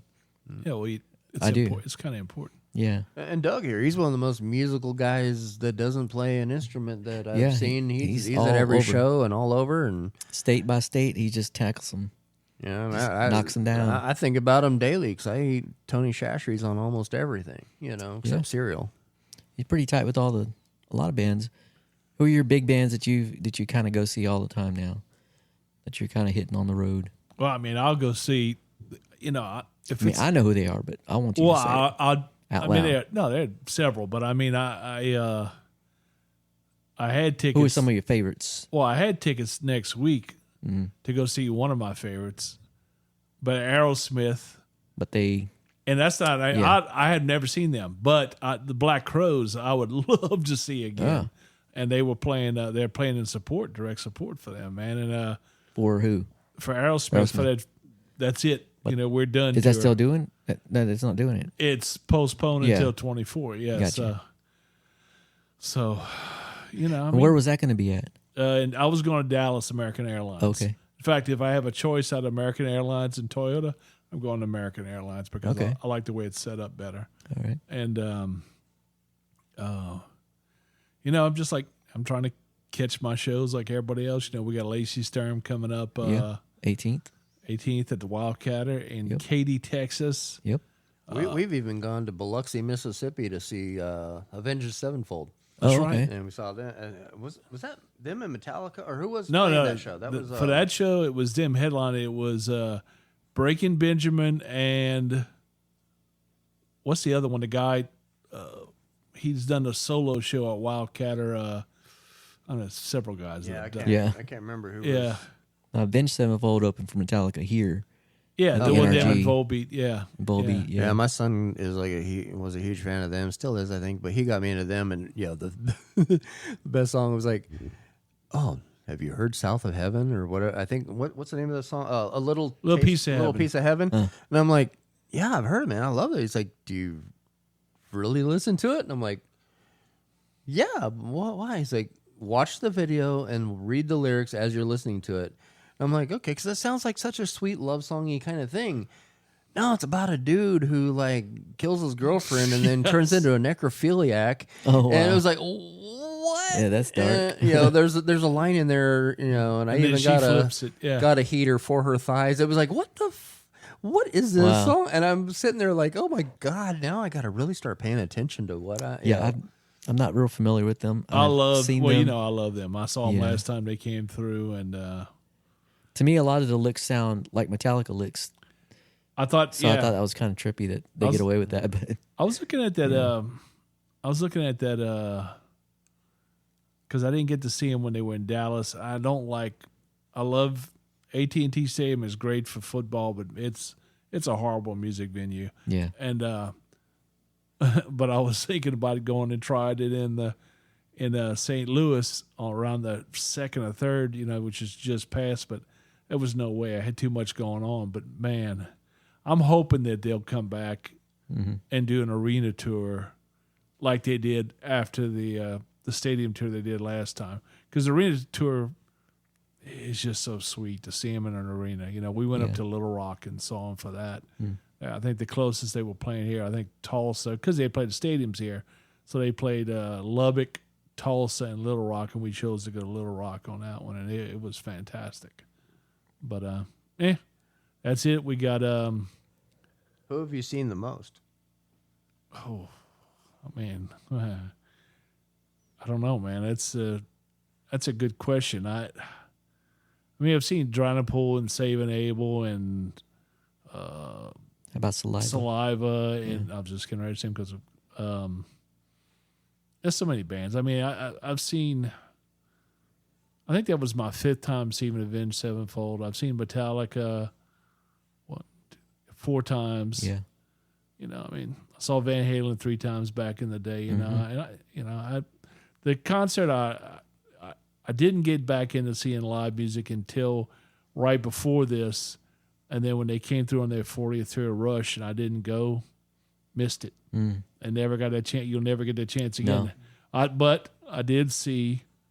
I saw Tom Petty on his last tour. Yeah, I'm a fan. And he was Tom Petty. fantastic. In fact, I appreciated him more after I saw him live and after I saw his thing on his documentary. His guitar is Mike Campbell's one of my favorites. Yeah. Yeah, I like the way I like their attitude about a song too. Is like 3 minutes, we're in and we're done. We're out. You know? Yeah. And it's pretty much true. In fact, I forgot what it's called, the hydrotherapy or whatever. The deal where you get up in the morning, you get in a cold, I'm talking about ice cold, like the guys that do the Polar Challenge. Right. And it really is great. I love it. Cryotherapy. Kind of like that. Yeah. You know, you're not freezing, but that damn water's freezing. But and the hot tub will be great for it, especially during the winter. But I've been putting I'm talking about 60 pounds of ice in a tub and then doing it. But you know how I'm doing it and how I'm timing it? I'll play a Tom Petty song because I know it's 3 minutes and they're out. 3.33. Yeah, that's it. So I'm out of this. Yeah. But yeah, man, it's just a lot of. I just love live music. I don't think there's. Yeah, I do too. It's the best value for your dollar to go see. Well, especially if you go local. Yeah, I mean local. That's the thing. When I started in 2011, when I started going back to see live music. Well, before that, I was seeing a lot of covers, and I still like covers. I still like tributes. But I was, like I said, I think I've said this before on here. I was shocked at how many people write fantastic music. And it's like the Honeycutt Southern thing. I'm like, oh my God, this is so good.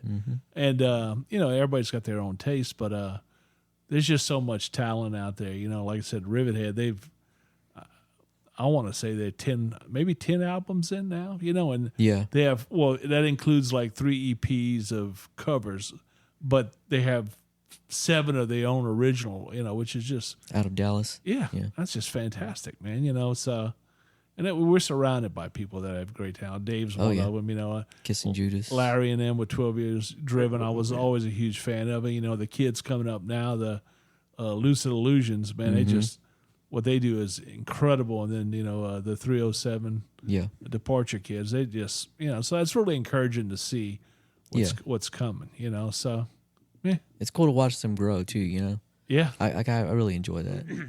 I'd tell them, don't forget me. Don't forget me. Don't forget when you stayed at my house or you ate. When I fed you. When I fed you, when man. You were hungry. That's right. You know, they... now, hopefully they stay hungry and get something out of this. Yeah, know? Stay driven. Yeah. You know, that's the thing. Well, they got a lot of good support, so... Yeah, you know. the parents, yeah. One of my, I think, most intense concerts was 9 Inch Nails during the Downward Spiral tour. I needed a nap after watching that. That was, I went there with a buddy of mine, Stephen Aki, and we saw that, and we were sitting up in the nosebleeds. It was like, after that, I mean, those guys just, the energy they put forth. And now 9 Inch Nails shows are, you know, everybody's up there, and it's just the band's playing, and it's more like, they're concentrating more on, okay, let's get the song out because they're so technical and shit. They're not all bouncing around, trashing their gear, covering themselves in, you know, white flour or whatever, talc powder and all that crap. They're not going it's not as crazy because they've all tamed down, which is kind of like, that's kind of like me. I'm up there to play. I let my singer get your attention because Brett, this dude could fucking belt it out, and I've got a lot of really good reviews on his vocals and stuff like that, and it's fits it so well. So yeah, when we play, I want my singer to be. And the you got guy. one guitarist, so you have to nail it. You got to make sure you're there. I'm tap dancing like Fred Astaire, you know, getting between all the stuff while trying to keep my balance because I've got some. It's different when you got 2 guitars. You can you know, do some extra stuff, you know, and you know, but when you're carrying that show, I always ask the weird questions, you know, the guys that have toured a lot and I always have, and I asked CJ and the guys from Drowning Pool and Stevie and them. I said, hey, y'all just got done. They did a little 3-month jaunt at the end of the year. And I said, I'm like, they were playing Colorado Springs, and I know how Colorado Springs affects me. I'm like, well, how'd that go, fellas? And they said, man, I had to pretty much stay in place. At first they started out, you better save it, Mm-hmm. I didn't realize. I mean, some people it affects more than others, and I spent 3 weeks in a hospital in Alamosa, Colorado, Wow. man. Yeah, and I went back about 10, 11 years ago, and I thought, that was when I was younger. It's not going to happen now. And, I got up over north of Fort Collins, went back to Denver, spent the night. The next day I got to Colorado Springs. And I was walking into Walmart, and there's a slight angle at the parking lot. And I'm used to it. If you're checking a store, if you're in the grocery business, you let the customers park up front, you park in the back. That's the way Right. it always is. Well, in the end of the lot. And, I like you get the exercise. I walked in, the greeters, that's what happened. Somebody called 911. Yeah, the greeter saw me, and he turned white, which is probably what I did. And I did a U-turn, got my vehicle, drove down 25 as fast as I could to Raton, New Mexico, cut over to Amarillo, and about down to Childress, and said, okay, I'm good now. Sea level. Yeah, because it Closer to sea level. it just makes my head feel like it's in a vice, And my brother went up there elk hunting earlier this year, and he had to come back. It never affected him when we went as kids. He had blasts. We up at the Rio Grande starts at the Great Divide, and it didn't affect him. But me, it did. But he went back, and he had to come back in. But he went back with an oxygen tank. Yeah. He I'm pretty sure that's out of the question for me. Yeah. So I won't be going to Colorado, I'm sure. You have to get 2 tanks. Yeah. Yeah, but Maybe turning it up a little bit. Yeah, I'd have to max this out. yeah. Yeah. Yeah, we took 12 years driven up to Colorado, and that was a couple of the guys were a little bit, oh my God, the air is so thin up here, and that was a fun. Yeah, I didn't go to that one. I wanted to, but I was thinking about it. It's not bad. Like if I go in and I get out, and that's what I would have done. I would have never stayed. I would have driven back down into Texas for the night. Before I got sick, I had been for a business trip to Colorado, Denver, and it didn't affect me at all. Like I didn't feel anything. I think it's like the second day, maybe, because maybe that's when it hits you. Yeah, because Yeah, I was in and out kind of thing. because I was in far west Kansas, off of I guess was it 70, and it's high up, but it's plains. You get to Denver, it's I mean, it's when you get right west of Denver is when it you see the elevation Rockies. starts really hitting. Yeah. But Colorado Springs, get up to 11,000 feet there. Yeah, That's up there. When you hit when you're touring and you're driving, it's not as bad because it's gradual. Yeah, but when you kind of fly acclimate a little in, bit. you get in from where you're Houston, you're sea level, Yeah. and then you get in a pressured airplane, and then you get off, and it's like hits you like it's almost like people that from Colorado that fly here, and as soon as they get off the plane in the summertime, it's like getting hit with a hot wet blanket. As soon as you walk off, it's like what the air is humid. You're having to breathe in liquid as you're and it's a total different thing. But up there, it's the same thing. You fly up there. But yeah, driving you probably do get a little bit of time to acclimate a little bit, but still not much probably. No, but I mean, like, because you can take some elevation pretty quick. Yeah, I want to do a Pacific Coast Highway run. Yeah, that would be pretty cool. So to do it, I most of the time I'd have to cut 10 across, go up and come back. Now I would love to cut across the country, but there's some spots. I think I would be okay to do it in spots. Yeah, because you hit some level spots. But when I get above 4,500 or so, then it starts messing with me a little bit. But you get high, you get a lot higher than that in some spots. So Denver is a mile up. So it's just the way it is, man. Yep. We better wrap this thing up for tonight. Okay. Because if not, if I start talking about guitars with him, we'll go Yeah, for we could another be hour. here all Yeah, night. because I don't I even could know talk why, about guitars forever. I don't even know why I was here tonight because you two boys got it covered. But we didn't really talk about guitars, and I was holding back because I know that we could do that on a whole nother day. I will say I'm working on a show, I've made a couple calls. I'm just waiting to connect because the dude's busy as hell as everybody is. But I'm going to be doing a show hopefully within the next year and a half with George Lynch. And if I can get him on this, we were going to do one before COVID. Things kind of took a turn, but I've been on the phone and talking a lot with John Garcia, also known as Jay Frog, who built the Bones guitar that Lynch plays. Right. And we want to do a show together where George and I, George will play, and then George will play, and maybe do a jam thing or whatever, and have John there, and have John do, sign autographs, sell shirts, stuff like that. Because that'd be cool. He only built those guitars, and the two people he built them for were George and myself. Yeah. And so we want to do the one thing where, and bring him in, because That would be cool. That dude, he has got one of the most iconic guitars. If you think of rock star guitars, you've got literally, like see the little mini one up there. You got the Eddie Van Halen Frankenstein. stripe guitar, Randy Rhoads polka dot, or the Concorde V. The following, yep. As far as like really standout guitars, Gene Simmons' Axe bass, Mm-hmm. and then George Lynch's Bones. And Jack Daniels bass. Yeah, the Jack Daniels bass. But the one that gets replicated the most is the Bones. Really? And I didn't know that. There's pages. There's hundreds of them out there. Huh. And they're all replications of it. But the I bet you could do it now easy with the laser. CNC, well, they do CNC machines. Okay. Yeah. The guy that makes the best quality replicas uses a CNC that was done off a 3D rendering of the original. There you go. And a friend of mine owns the original one, the one that was in the It's Not Love videos and all that. Mm-hmm. But he does all these, and mine is like literally one of a kind of all of them, because not only John carved it, but he carved it and we did it and designed it the opposite color wise. So I got black bones, cream color, white body. And since he did the bones black, we made the femur a little bit longer, and I have one less rib. So mine is literally the only one like that in the world. Yours is a female. Yeah, mine's it's One less rib. yeah, but we have Boom.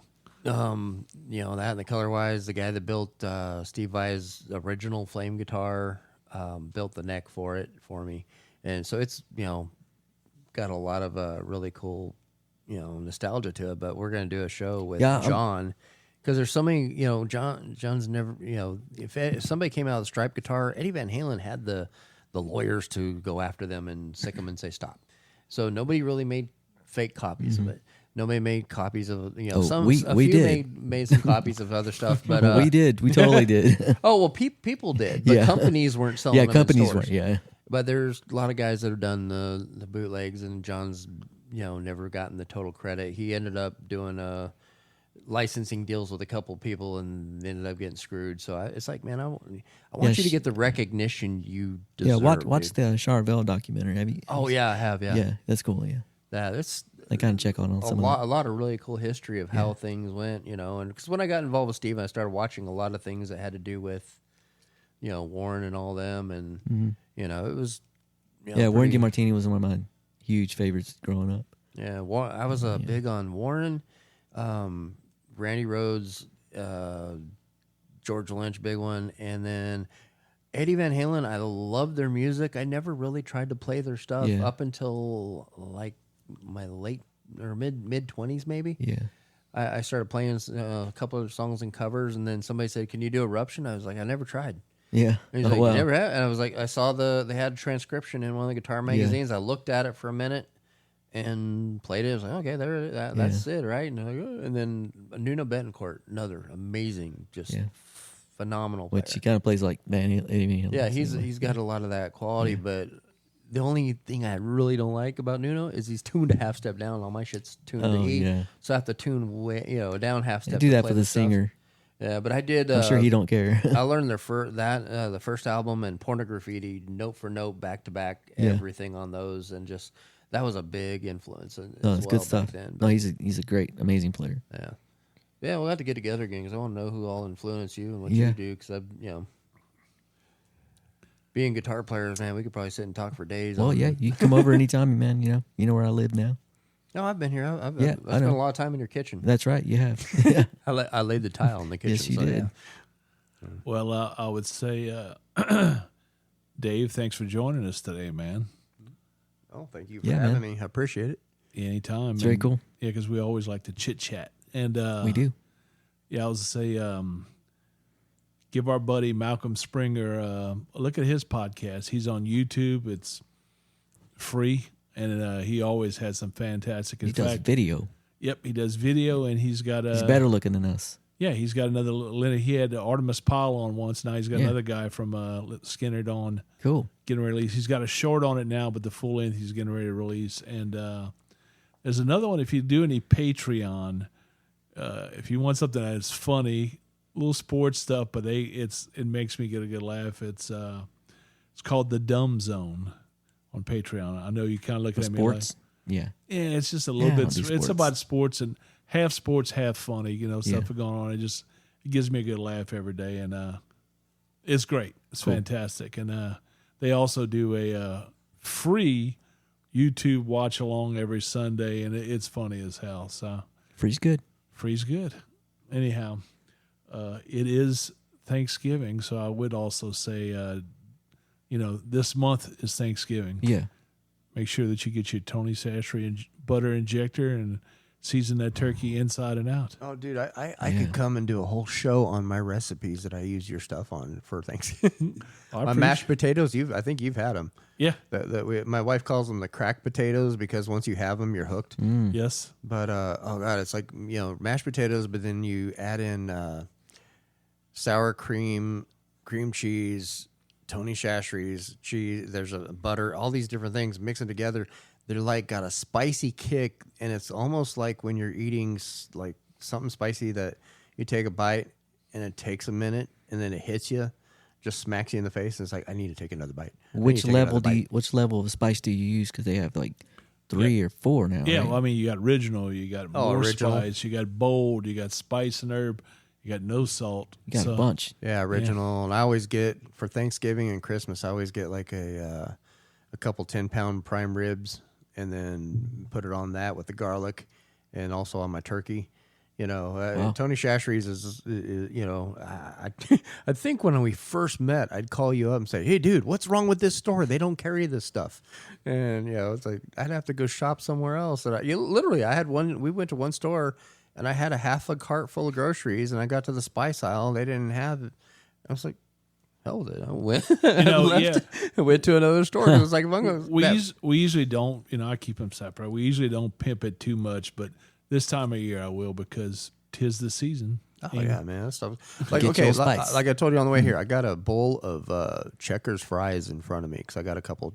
He was gracious enough to run through the drive-through for me, and I'm like, dude, anybody that lives in the South, Checkers fries and Tony Shashry's, those are the two things that are like Good a on must fries. for me. So I love their fries, and I always have my ex is what that got me into Tony Shashry's because we lived in New Orleans, and Do we have any in here? I'm sure you do. We probably do. Spring Yeah. gives that shit away to everyone. I got She's trying to always pimp it out, Well, like if I go to Five Guys or if I go to Wingstop, I don't want Wingstop to put their sugary stuff on them. They put it in a bag, and I don't. And Five Guys will tell them leave it plain. I sprinkle a little bit in the bag and then shake it up. I do that every time, man. That's my deal. But we got to get out of here, man. Okay, We've yeah. been here too damn long. But well, thank you all for having me. I appreciate it, and We'll do it again. yeah, we'll do it again. yeah. Man, this is fun. Anyhow, thank you for joining us on the Nonsense Chronicles. You can find us anywhere you find podcasts. Yes, and tell them to What do you want me to tell them? subscribe or something. Please like and subscribe. Yeah. Yeah, it's free. It's a subscription free. that's free. All right. and I like this because I have a face for radio. Yeah. Yeah, Same oh, here. I do. That's me, man. Anyhow, thank you all a bunch for listening. Later. All right, happy holidays, guys. Yep.